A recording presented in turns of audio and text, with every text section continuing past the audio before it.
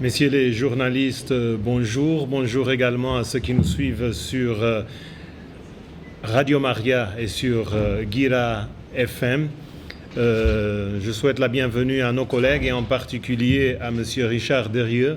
C'est le chef de programme du service de la lutte anti-mine des Nations Unies au sein de la MINUSCA, n'est-ce pas?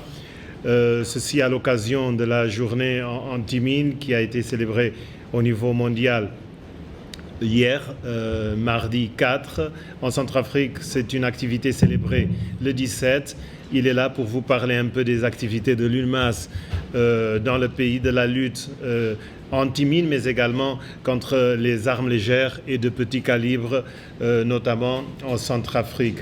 Je commencerai par vous parler un peu des activités de la MINUSCA. Nouvelle flambée de violence qui affecte les préfectures de Louampende dans l'ouest, notamment la localité de Ngaoundai, de la Haute-Koto et de Mbomu dans l'est du pays. La MINUSCA condamne en particulier les violences à caractère ethnique commises par la coalition dirigée par le FPRC et des éléments armés anti-Balaka sur des populations civiles, en particulier des éléments armés anti-Balaka, en particulier sur les Peuls Fulani dans certaines localités.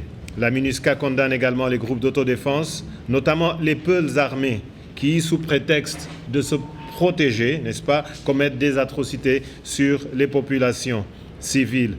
La MINUSCA dénonce les actes posés par certains membres des groupes armés dans le secteur Est, en particulier l'UPC et le FPRC, dont l'un de ses membres, le dénommé Azor Qualité, est perçu comme le principal instigateur des tensions et des violences qui constituent une menace sérieuse pour la vie des populations civiles, la libre circulation des populations et des biens et la stabilité de la RCA.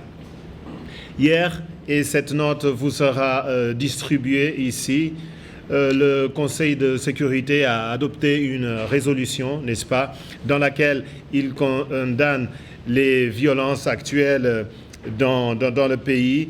Il condamne également les groupes armés ainsi que leurs tentatives qui visent à prendre par la force le contrôle des territoires et des ressources et engage ces groupes, notamment le FPRC et l'UPC, à mettre immédiatement fin à toutes les violences et à honorer leur engagement en faveur du DDRR. Le Conseil renouvelle son soutien au président Touadéra et salue les efforts du chef de l'État en vue de la stabilisation du pays, de la promotion de la paix et de la réconciliation nationale, ainsi que la mise en œuvre du programme DDRR. La représentante spéciale adjointe du secrétaire général et coordonnatrice humanitaire, Mme Najat Rojdi, est arrivée à Bangui afin d'assumer ses fonctions. Mme Rojdi a été nommée en mars dernier et jusqu'à sa nomination, elle était en poste au Cameroun comme coordinatrice résidente des Nations Unies. Comme vous le savez, elle remplace M. Fabrizio Rothschild qui a été appelé à d'autres fonctions.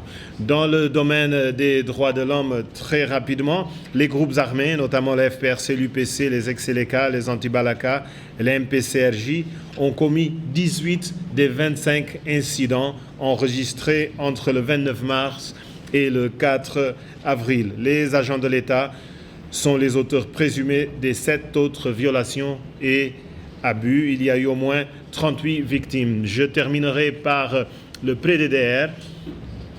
Comme vous le savez, c'est un programme qui a été lancé par la MINUSCA en octobre 2015, n'est-ce pas? Mais de plus en plus, la MINUSCA est en train d'évoluer avec un nouveau projet qui sont les activités génératrices de revenus. Dans le cadre de ce nouveau programme, la MINUSCA accompagne les ex-combattants dans le développement de leurs projets. Ces ex-combattants suivent une formation dans une filière comme l'agriculture, comme le commerce, comme l'élevage.